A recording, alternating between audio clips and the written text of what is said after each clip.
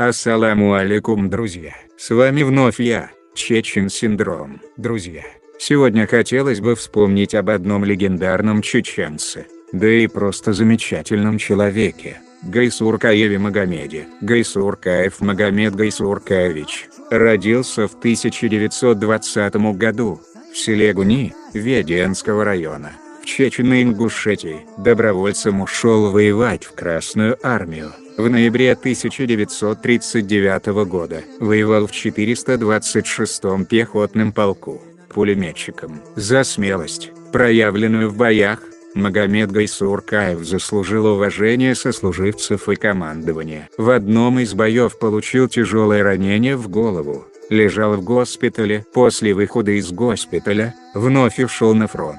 Зимой 1942 года Магомед Гайсуркаев воевал в составе 23-й гвардейской дивизии, 63-го гвардейского полка, Северо-Западного фронта. Магомед Гайсуркаев проявлял и навыки тактического планирования боевых операций. Так, по плану, составленному Магомедом Гайсуркаевым, была проведена операция по уничтожению дзотов противника. В этом бою лично им было уничтожено 14 противников и 1 единица боевой техники, за что он был награжден Орденом Славы 3-й степени и медалью за боевые заслуги. Магомед Гайсуркаев был настоящим фронтовым товарищем. Доказательством этого послужил его героический поступок, когда он, рискуя своей жизнью, спас своего тяжело раненого командира, Александра Ивановича Шумова. Будучи сам раненым, Магомед Гайсуркаев на своей спине донес Александра Шумова до госпиталя, который находился за 25-30 километров,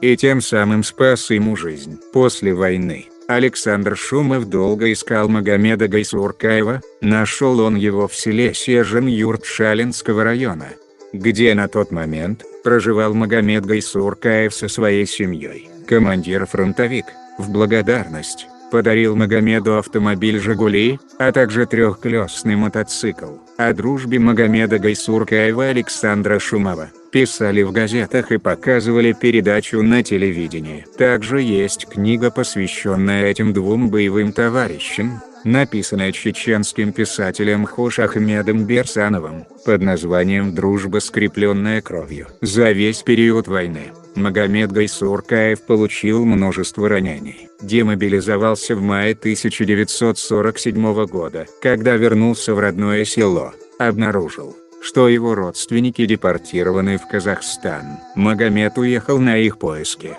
и по возвращению из ссылки, они вновь обосновались на своей родине. Говорят, до войны Магомед полюбил одну девушку, но мать ее была против и воспрепятствовала их браку. Магомед был настойчив, а мать возлюбленной проклинала его за это. Когда Магомед ушел на фронт, мать этой девушки сияла от радости и всем говорила с облегчением: хвала Аллаху, теперь он не вернется, и молилась, чтобы живым он не вернулся. Но он вернулся полон грудь орденов и медалей. В республике Магомед Гайсуркаев был очень почитаемым и уважаемым человеком. О нем писали в местных газетах, а также часто приглашали на разного рода мероприятия.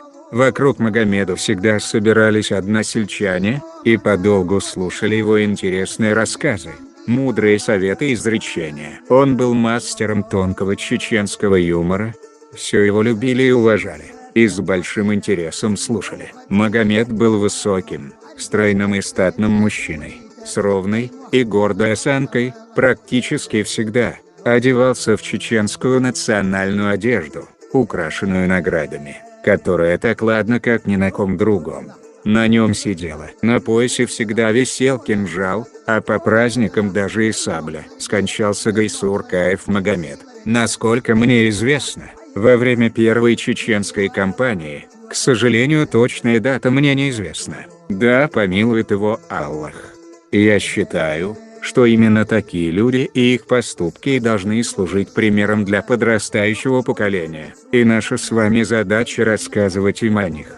А на этом все, друзья. Кому понравилось и было интересно, не забываем про лайк. С вами был Чечен Синдром. Всего вам хорошего и до новых встреч.